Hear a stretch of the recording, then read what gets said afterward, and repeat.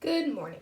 My name is Mackenzie Vedas, and for my lab experiment 6, order of reaction of potassium permanganate and oxalic acid, I will be focusing on parts A and B.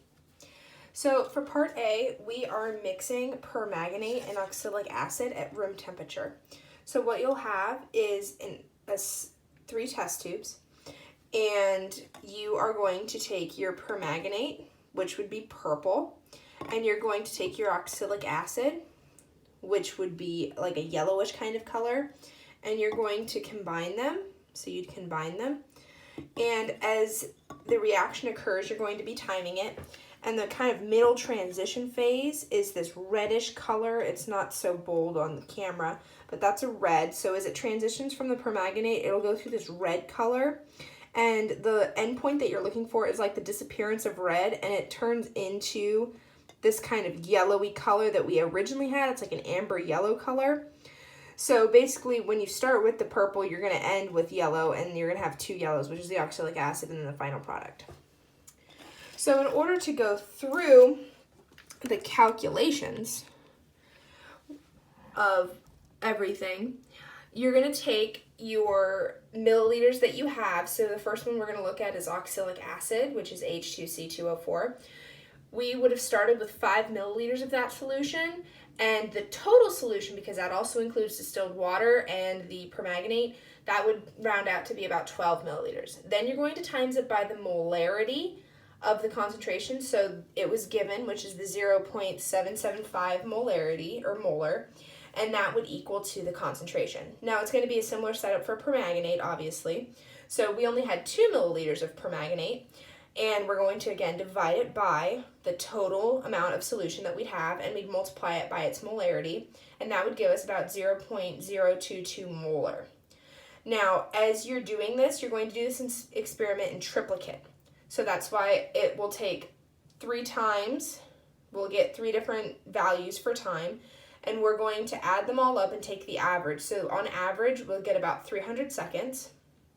And then we're going to do our rate of reaction. So that is negative delta of the permanganate, and we're going to divide it by delta T. So in this case, our delta T is going to represent our average of time.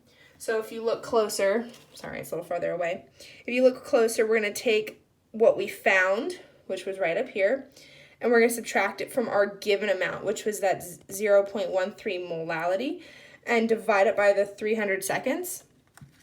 And that's going to give us the 3.6 times 10 to the negative 4 molar per second. Now, this could also be written in a separate way where it could be molar times seconds inverse. It really just depends on how you write it. So then we're going to go through the order of reactions. So with respect to oxalic acid, I'm going to move this closer. You're going to take your rates, and when you look at your data table, you're going to see if the rates match for certain things and where they're different. So in this case, where it is different for oxalic acid, it is the second data piece and the first data piece. So we're going to take the rate of the second one, which again we found in the lab manual, was 5.96 times 10 to the negative 4 molar per second, and then you're going to divide it by the other rate that you found, which was 3.43 times 10 to the negative 4 molar per second, and you're going to equal that to their concentrations, which again was found separately.